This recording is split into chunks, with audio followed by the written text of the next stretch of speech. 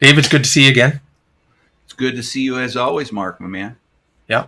We got some news that came down the other day from the Fed in the US, and it's appropriate for the conversation we're going to have today about May 22's eGrocery sales report. So the Fed increased the rate by three quarters of a basis point.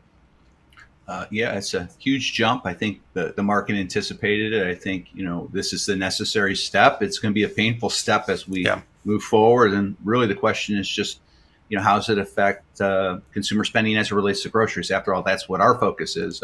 Clearly it's going to become a tougher slug going forward. So it'll be interesting times. Yeah.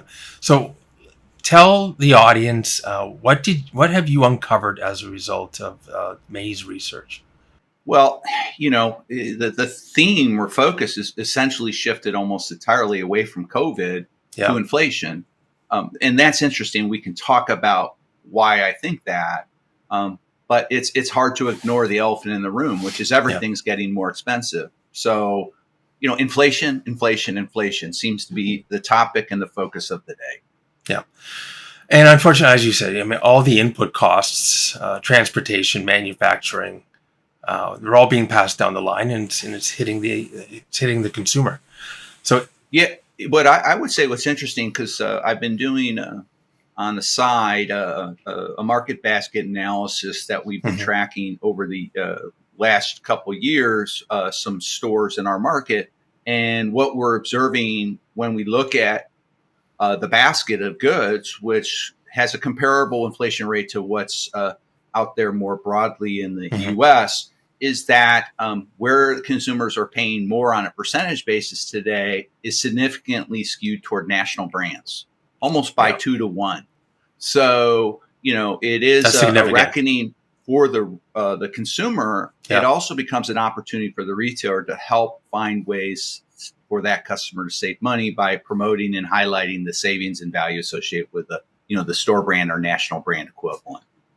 yeah, and definitely that's definitely one of the, the tactics they can apply as grocery retailers seek to maintain their margin through this period of time. It'll be interesting to see what retailers, at least the public retailers, publicly owned retailers, report when it comes to their profitability. Uh, this most recent quarter, where inflation has really started to bite. Yeah, and I think the anticipation is you'll have margin compression primarily because it looks as though they're holding the line on the private label and allowing much more of the manufacturer price increases to pass through to the shelf. Mm-hmm. So one, we'll see a spread in the price gap between the national brand and the national brand equivalent. But at the same time, that national brand equivalent is dealing with the same economic issues. And yes, maybe they can manage the cost differently, but significantly better is probably not really likely. So the takeaway is retailers are investing in price right now and taking that in the form of a compressed margin on the private label. But it's in a way to provide some degree of relief to a customer who's trying to stretch that dollar. Yeah. So, if you're a grocery executive right now, looking at what you should be projecting for the rest of the year, uh, decisions around online pricing. Uh, should we be investing more in delivery, or shifting the delivery dollars back to pick up, where we're seeing, and I think from your results, increased a resilience in the pickup usage numbers and a preference for, uh, and that's likely because of somewhat lower cost, as long as it's being delivered in a convenient way, and no markups are being done for surcharges like for fuel. Correct? Yeah, I think while costs are going up, the way we look at it from the consumer or customer standpoint is they're trying to find ways not to pay more than necessary. So Yeah. yes, it's a form of savings as a tactic to extend the spending power, but it's how that's framed. I mean, groceries are an essential product, so when it comes to discretionary spending, grocery is not there. However, within the grocery spend, there are elements of grocery spending that you could argue are more impulsive, which are discretionary by nature, or Mhm. more indulgent, which means, when times get tough, choices are made. So people are still going to drink alcohol. They may switch the brands, but they're going to still consume. So when you come to delivery and pickup, they're going to be making some of the same choices. Now, this is where COVID starts to rear its ugly head back, because there still is a sizable group out there, albeit smaller than it was 2 years ago, that's still extremely concerned. And we Yeah. can see various signals out there that indicate that that's still having some effect, maybe to a lesser degree. But, that's then one more variable in the calculation in terms of where, how, and what I buy, right? So it's getting more and more complicated. Inflation, I think, we understand a little better simply because we've had this cycle before. COVID was Yep. the kind of the first in a time event of over 100 years, but now we have the two combined, and it will prove interesting to watch how the consumer adapts, what categories get left behind, and how that affects grocery. What are you seeing in terms of the resilience around the convenience of online buying? There is no shortage of interest or Yep. demand. We could look at that in terms of households using it in the past 30 days, which for delivery and pickup are both up. We could look at it in terms of order frequency, which is extremely stable right now versus year ago. So the interest hasn't waned in that regard. It's only until you start to go beneath the surface that you start to see those undercurrents or cross currents going Yep. on that are dealing with the issue of cost. And that's where we are seeing some moves. And again, we have to be careful not to attribute it entirely to inflation, but some moves that would suggest the cost conscious consumer who is willing to try or finds pickup attractive, an option that they'll consider over delivery now, especially given the rising costs. And it's kind of hard to get away from fuel surcharges. I mean, Yep. when you look at gas prices being up 45% year over year versus May, let's put it in context though. On a 2-year basis, we're paying 100 and almost 130% more for a gallon of gas. That's almost $2.50 more than it was in 2020. And whether you're a customer or a delivery Yep. driver or a fleet of vehicles, that has to be absorbed somewhere and somehow. Yeah, and you and I have talked, especially around the pricing strategy, and you're going to have retailers saying, "Well, I can't increase my prices on the third-party channel. It's just, it's going to cause a loss of merchandise sales, especially in this inflation time period." What is your thought? Well, it's a good question, but not an easy one to answer, Yeah. or not Yeah. a simple one to answer. And I think it depends. If you're wholly reliant or dependent on a third party marketplace, meaning you don't have your own .com e-commerce site, then I can understand to a degree that concern, because you're on the marketplace and people can easily move to another retailer if they notice or perceive that your prices are more expensive. So again, we would look at testing the assumption or belief that consumers are as price sensitive online as they are in the store. And we believe, based on the information, while cost has become overwhelming driver for where they shop online, it's still heavily convenient oriented, and that hasn't changed over the last 2 years. So what has changed is people are willing to change what they buy in terms of the products, uh, in exchange for not paying more than what they need to. Now, it's that you really need to dig into and understand, because it's not simply people want to pay the lowest price, because that assumes they know what the lowest price is.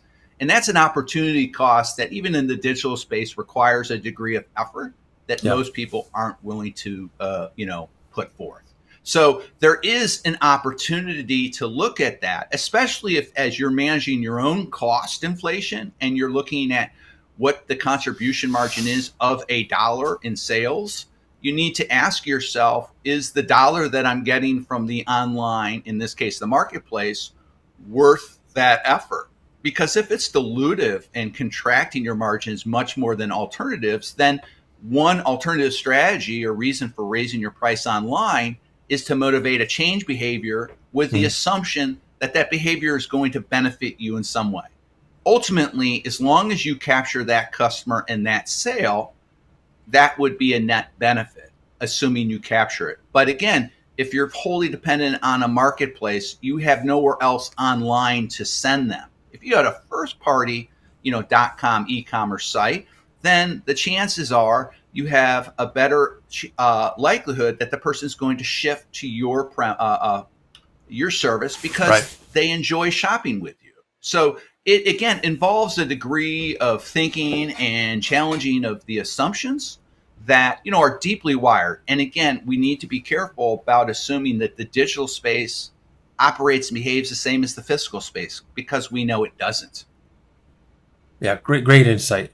And I think it's that perspective that our advice is that senior executives consider when making those strategic decisions at this point in time. Any other observations you want to call out from May's numbers?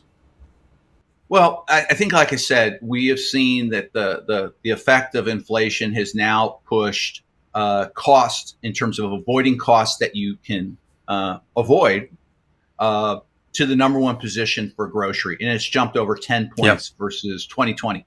Now, mass really hasn't changed. The main motivation for why a customer shops mass online is fairly intact versus 2 years ago, maybe with the difference that they now are more likely to choose mass because of convenience.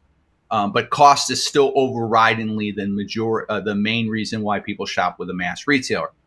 And when you look at grocery, the gap in terms of their points of differentiation, which is really around assortment, is still intact. It's just much lower. So retailers have to work more at finding ways to compel people to see the value of shopping with them if they want to keep that customer from looking at alternatives, because they won't win the pricing game against the low price leader if that's the case. Yeah, I think an observation that I've made recently is it just me, or have you been seeing a lot more emphasis from grocery retailers and third parties around retaining those shoppers who are using their online channels, as opposed to really focusing on new customer acquisition? Oh, absolutely. And this was something even in the benchmarking work I think amplified as well. That is, that established customer is worth more than 2 times, maybe 2.5 times the new customer. The challenge today is, where do you find a new customer, especially when you realize that the pool of customers out there have all tried some service within the last 2 years that are going to maybe be receptive to it. Some have stopped and switched back to in-store shopping. Others have just settled down their usage a little bit. So it's becoming much more challenging and much more expensive to attract those new customers. And then to onboard them is always and still is a challenge.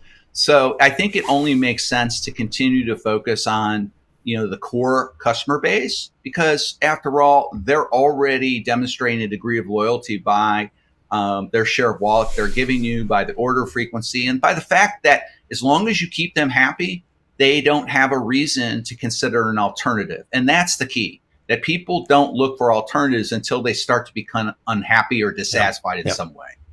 Yeah. And that ultimately comes back to the customer experience. Exactly. Awesome. David, it's a pleasure. Again, I look forward to chatting again with you next month when you have the results for June, and we'll see if the pattern continues. All right. For the audience, I look forward to it. How do they get in touch with you, David? As always, they can connect with me on LinkedIn.